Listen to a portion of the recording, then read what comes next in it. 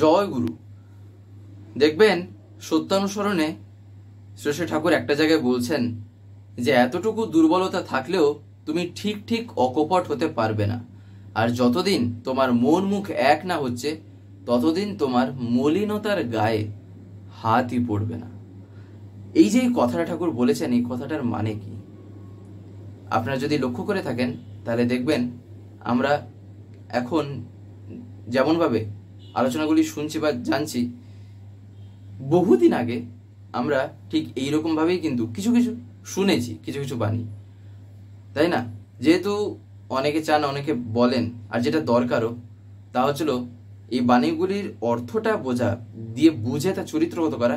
এই কারণেই এই বাণীগুলো আমরা শুনছি।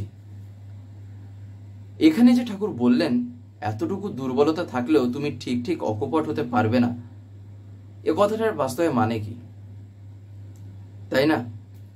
এমনকি আর একটা কথা বলে রাখি, তা হচ্ছিল আপনারা যে জিনিসটা দেখেছেন প্রত্যেকটা ভিডিওতে কিন্তু মনে রাখবেন, একটা জিনিস যা আপনারা দেখে এই আলোচনাটা শুনছেন সেই জিনিসটা কিন্তু আলোচনার মধ্যে একটা জায়গাতে আসবেই আসবে। তা আলোচনার যে কোনো একটা প্রসঙ্গ ধরেই কিন্তু চলে আসতে পারে। এবারে তা কখন আসবে, কেমন আসবে তা তো আর বলা সম্ভব না, তবে আলোচনার যে একটা কন্টিনিউয়েশন সেখানে কিন্তু তা চলে আসবে। ঠিক একই রকমভাবে এই ভিডিওতেও যেটা আপনারা দেখেছেন ওটা কিন্তু এই আলোচনাতেই আছে। তো যাই হোক, ঠাকুর যেখানে বললেন এই যে এতটুকু দুর্বলতা থাকলেও তুমি ঠিক ঠিক অকপট হতে পারবে না, বাস্তবে কি এই কথার অর্থ? এতটুকু দুর্বলতা মানে কি? এই কারণে ঠাকুর বলেছেন, আমরা যদি এর আগের যে বাণীগুলো আছে তার ভিতর থেকে যদি লক্ষ্য করি, দেখবেন ঠাকুর সেখানে প্রথমেই বলেছেন যে সর্বপ্রথম আমাদের দুর্বলতার বিরুদ্ধে যুদ্ধ করতে হবে। তার কারণ কি ঠাকুর কেন বলেছেন, আর তারপরে ঠাকুর এই কথা কেন বললেন, তাই না?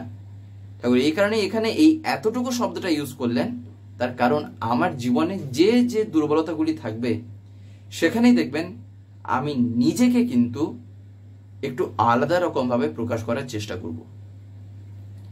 লোকে জানছে না জানছে ওটা বড় কথা না, বড় কথা হচ্ছিল আমি তো অন্ততপক্ষে জানি যে আমি এই জায়গায় দুর্বল, আর আমি যে কতটা এই জায়গায় যে এখনো অকপট হতে পারিনি। ঠাকুর এই কারণেই এখানে বললেন এতটুকু দুর্বলতা, তার কারণ এই এতটুকুরও ক্ষমতা আছে একটা বিশাল বড় কিছু করার। এই এতটুকুরও কিন্তু একটা ক্ষমতা আছে। যেমন একটা লাল পিঁপড়ের ক্ষেত্রেও যদি আমরা দেখি, সে এইটুকু, তার কাছে এক একটা মানুষ কিন্তু বলতে গেলে হাতির মতন, তাই না? আমাদের কাছে বাস্তবে যাকে আমরা হাতি বলে জানি, অ্যানিমাল, আমাদের কাছে যেমন হাতি একটা বিশাল বড়, যেহেতু একটা এখানে আয়তন একটা আকারের একটা ব্যাপার আসছে, তাই তাকে দেখে মনে হয় সে খুবই বড়। ঠিক একই রকম ভাবে পিঁপড়ের যা সাইজ, পিঁপড়ের যে বলতে পারেন তার যতটুকু শরীর, তার কাছে আমরা এক একটা মানুষ কিন্তু সেই রকমই এক একটা হাতির মতনই। কিন্তু সেইটুকু লাল পিঁপড়েরও ক্ষমতা আছে যে সে একটা মানুষের গায়ে গিয়ে যদি একটু কামড়ে দেয় সেখানে ফুলিয়ে লাল করে দেবে, ফুলে যাবে সেখানে, অথচ ওইটুকুতে একটা পিঁপড়ে। ঠিক একই রকম ভাবে এই এতটুকু দুর্বলতারও ক্ষমতা আছে, আমাকে সে অকপট করতে পারবে না, তাই না? তাই ঠাকুর বলছেন দুর্বলতাটাকে আগে সাইড করতে হবে। আমি যখনই যা আমি জানছি, যেন আমি সেখান থেকে আগে, যখন আমি জানলাম এইটা তার মানে আমার একটা দুর্বলতা, আগে যেন আমি তাকে রিমুভ বলে বের করে দিই, তাই না? মুখে বলা কথা না, বা ভাববেন না যে এটা একটা আদেশ বা উপদেশ দেওয়ার কোনো একটা কথা হচ্ছে। কথাটা হচ্ছে চরিত্রগত করার কথা, ঠাকুরের কথা। আর ঠাকুরের কথা মানে হচ্ছে প্রেমের কথাই সেখানে আসছে। এই কারণেই এই কথাগুলি আমাদের জানা দরকার। যে বাস্তবে কথাগুলিকে যেমনভাবে বুঝবে তার কাছে কিন্তু ব্যাপারটা সেরকমভাবে ফুটে উঠবে।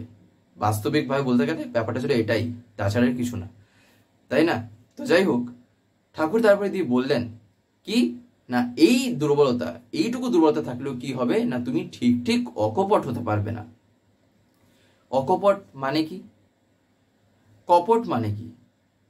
কপটতা মানে হচ্ছে হলো আমার মনে একটা কিছু চলছে, মুখে বলছি আরেকটা কিছু।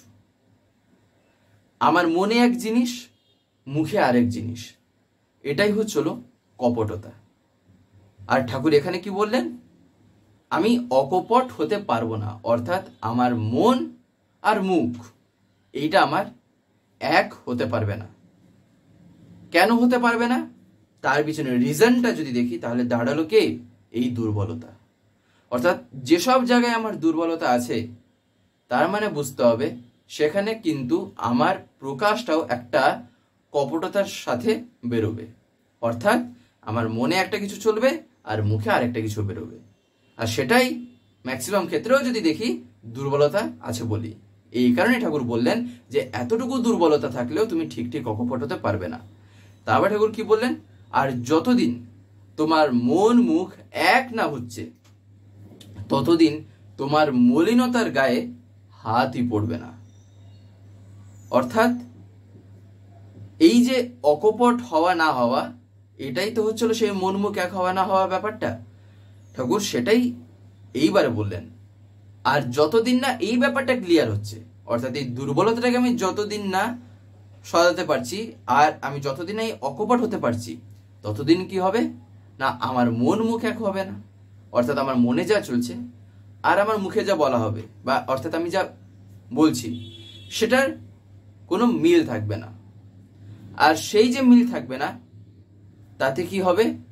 যেহেতু ঠাকুর বলেছেন যতদিন তোমার মন মুখ এক না হচ্ছে ততদিন পর্যন্ত কি হবে না, তোমার মলিনতার গায়ে হাতই পড়বে না, তাই না? একবার শ্বশুর বরদার কাছে এই বাণীটা যখন বলা হয় অর্থাৎ পাঠ করা হয়, তারপর শ্বশুর বরদা আলোচনা করতে বলেন, তখন সপ্তর্ষি এই বাণীটা আলোচনা করার সময় বলে যে দুর্বলতা থাকলে আমি অকপট হতে পারবো না। অকপট হওয়া মানে মন মুখ এক হওয়া। তখন শ্বশুর বরদা বলেন মন মুখ এক হলে দুর্বলতা চলে যায়। তাই মন মুখ এক হওয়া তার মানে কি দাঁড়ালো? দুর্বলতাটাকে কাটিয়ে ওঠার অর্থাৎ দুর্বলতা চলে যাওয়ার একটা প্রধান উপকরণ, অর্থাৎ একটা মেইন ফ্যাক্টর। আমরা বলি না এই জিনিসটার একটা প্রধান উপকরণ হচ্ছে হলো এটা, এই জিনিসটা হচ্ছে না তার কারণ হচ্ছে হলো এইটা। তাই এইটাকে আগে সাইড করতে হবে, এইটা হচ্ছে সেই মুখ্য জিনিস।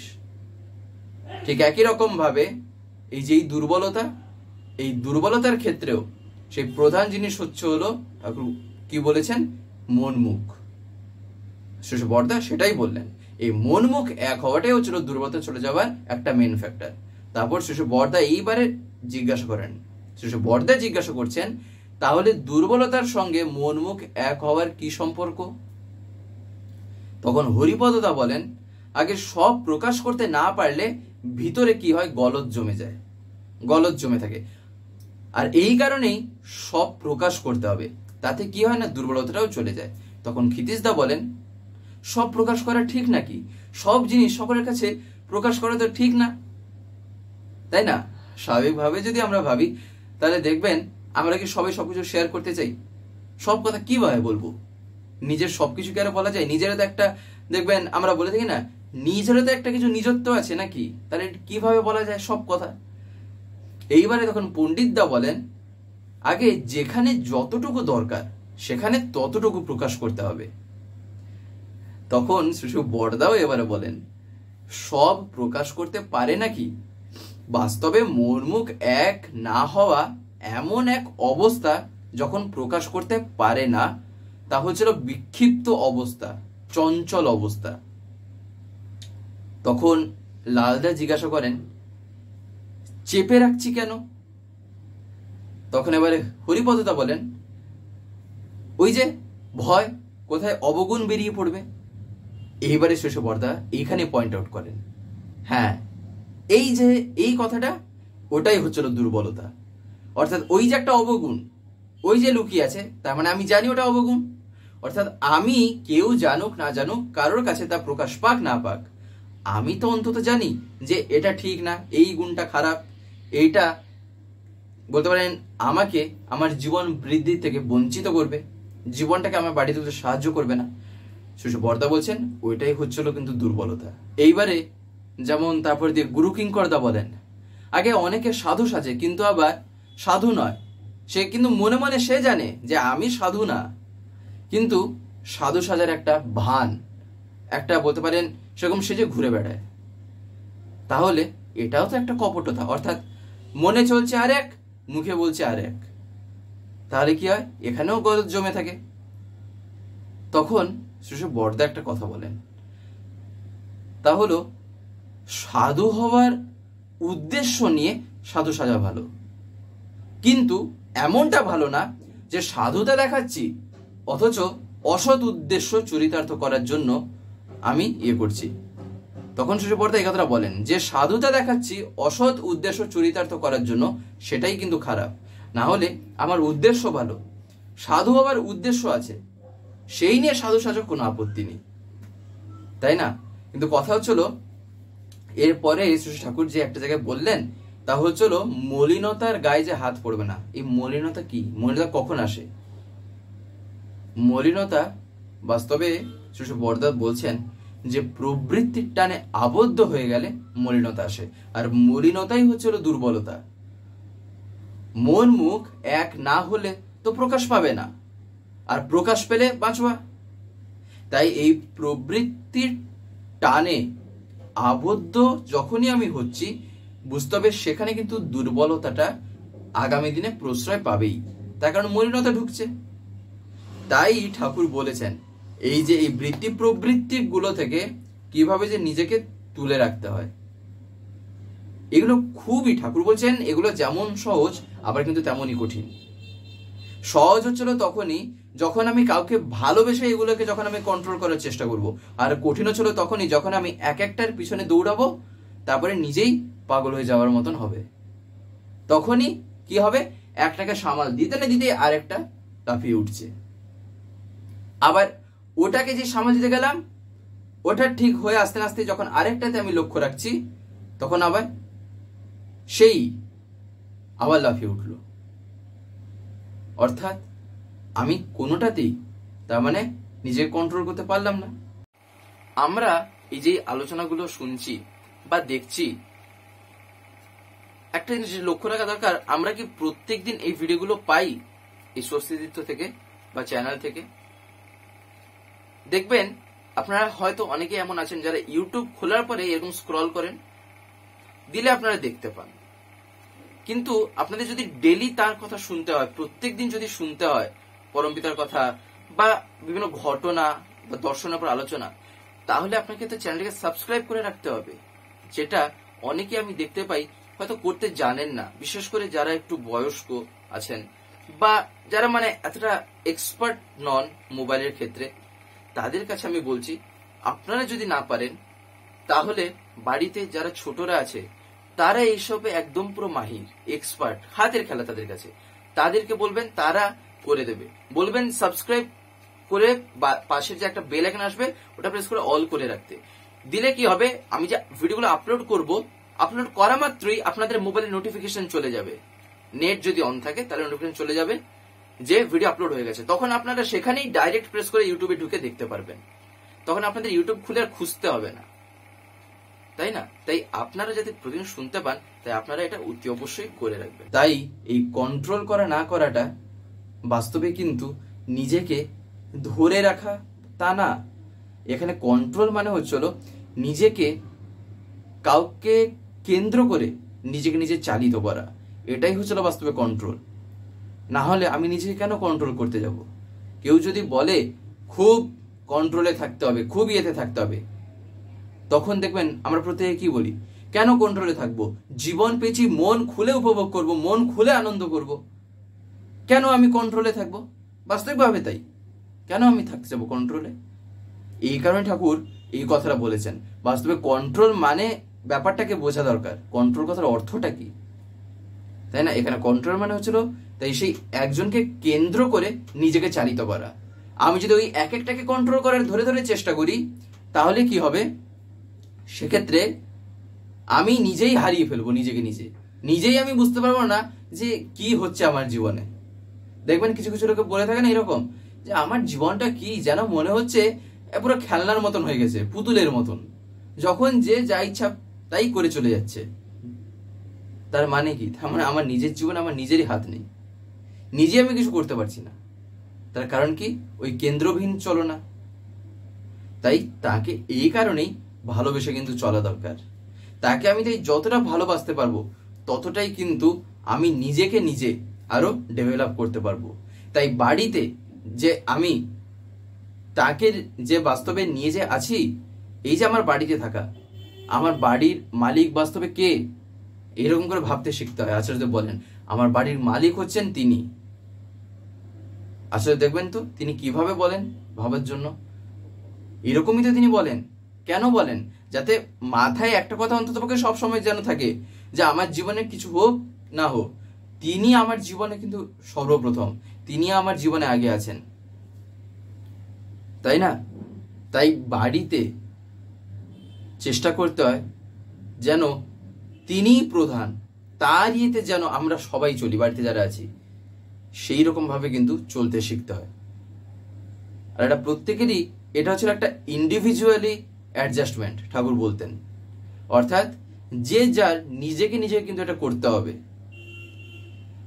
যে আমি কতটা আমার ঠাকুরের হয়ে উঠতে পারবো, আমি কতটা তার মনের মতন হব, এটা নিজের কিন্তু লক্ষ্য রাখা দরকার, তাই নয় কি? তাই বাড়িতে শুধু ঠাকুরের ছবি রেখেই যদি আমি বুঝলাম সব হয়ে গেছে, তাহলে কিন্তু একটা বিশাল বড় ভুল ধারণা। এটা বিশাল বড় একটা ভুল ধারণা যে ঠাকুরের ছবি রেখে দিলেই সবকিছু হয়ে যাবে। কিংবা এই যে মন্দির, ঠাকুরের যে এত মন্দির আছে, বুঝি মন্দিরে গেলেই সব হয়ে যাবে। সব কিন্তু বাস্তবে হবে না, কিছুটা হবে। কথাটা আমি বলিনি, কথাটা পরম পূজ্যপাদ শ্রী আচার্যদেব বলেছেন। তিনি একদিন বলছেন এই বিষয়ে যে এই মন্দির, এই একটা উপাসনা কেন্দ্র, উপাসনা কেন্দ্র, সৎসঙ্গ বিহার, এগুলো কি? এগুলো হচ্ছে এক একটা স্থান যেখানে আমরা একত্রিত হতে পারি, দিয়ে ঠাকুরকে নিয়ে উপভোগ করতে পারি, এক একটা জায়গা। কিন্তু নিজের যে একটা বলতে পারেন ডেভেলপমেন্ট, সেটা কিভাবে সম্ভব যদি না আমি নিজের মধ্যে ঠাকুরত্ব জাগ্রত করি, তাই না? আমি বলছি সেখানে ঠাকুর আছেন, ওই জায়গায় ঠাকুর আছেন, তার ঘরে ঠাকুর আছেন, সেই দেবালয় তিনি আছেন। আচার্যদেব কি বলেন? যে বোকা সে বলে এইরকম, আর যে চালাক সে বলে ঠাকুর আমার মধ্যে আছেন, তিনি আমার মধ্যে চিরজাগ্রত, ঠাকুরত্ব এইখানে জেগেছে, তাই না? আর যার ফলে সেই জায়গাটাকেও যে খেয়াল রাখছে, সে সেই ঠাকুরকে ভালোবেসেই কিন্তু খেয়াল রাখার চেষ্টা করছে। এবারে সেই মন্দির হোক, কেন্দ্র হোক, যাই হোক না কেন। তাই চাই হচ্ছিল এটাই, সেটাই আচার্যদেব এখন বারবার বলছেন যে যেন আমি নিজের মধ্যে তা আগে ফুটিয়ে তুলি, তাই না? মন্দিরে গেলাম 2 ঘন্টা 1.5 ঘন্টা সৎসঙ্গ হলো, তারপরে সেই তো বাড়িতে এলাম, আমি দিনের বেশিরভাগ সময় বাড়িতেই কাটাচ্ছি।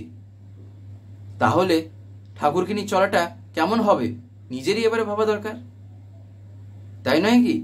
মন্দিরে সপ্তাহে 1 দিন গেলাম, মাসে 1 দিন গেলাম, মাসের 30 দিনের মধ্যে বাকি দিনগুলো কোথায় যাবে, তাই না? সেগুলোকে কি আবর্জনার ডাস্টবিনে ফেলে দেবো? তা তো হবে না, সেগুলোকেও আমাকেই তো কাটাতে হবে। সেই ঝড় ঝাপড় যাই আসছে আসুক না কেন, সেই তো আমাকে আমার জীবন দিয়েই তো কাটাতে হবে। এই কারণেই জীবনে তাকে ফুটিয়ে তুলতে হয়। তাই বাড়িতে রাখা, তার ছবি রাখা মানে কিন্তু একটা কথা মাথায় রাখতে হবে, সেই ছবিতে আমি যা যা দেখছি, সেই ছবিতে আমি যেমনভাবে তাকে দেখছি ঠিক তেমনটাই যেন আমি আমার মধ্যে তাকে জাগ্রত করে তুলতে পারি। তাই তিনি প্রত্যেকের মধ্যেই আছেন। আচার্যদেব বলছেন তিনি প্রত্যেকের মধ্যেই আছেন, চাই হচ্ছিল শুধু নিজের মধ্যে সেটা ফুটিয়ে তোলা। তিনি ঘুমন্ত অবস্থায় আছেন, আমি তাকে যতটা জাগ্রত করে তুলব লোকের সামনে ততটাই দেখা যাবে, ততটাই বাকিরা দেখতে পাবে। আর আমি তো অনুভব করতে পারবই, সেটা তো আগে হবে, তাই না? তো যাই হোক, আজকের এই ভিডিওটা এবার আমি এখানেই শেষ করবো। শেষ করার আগে আপনাদের কাছে একটি কথাই বলবো, যদি আজকের এই ভিডিওটি আপনাদের ভালো লেগে থাকে তাহলে একটি লাইক করে দেবেন, সবার ভিতর শেয়ার করে দেবেন, কেমন লাগলো নিচে একটি কমেন্টে লিখে জানাবেন। আর যদি চ্যানেলটিকে কোনো সাবস্ক্রাইব করে না থাকেন তাহলে অতি অবশ্যই চ্যানেলটিকে সাবস্ক্রাইব করে পাশে বেল আইকন প্রেস করে অল করে রাখতে একেবারেই ভুলবেন না, আরো এরকম বিভিন্ন নতুন এবং ইন্টারেস্টিং ভিডিও সবার আগে পাওয়ার জন্য। জয় গুরু, বন্দে পুরুষোত্তম।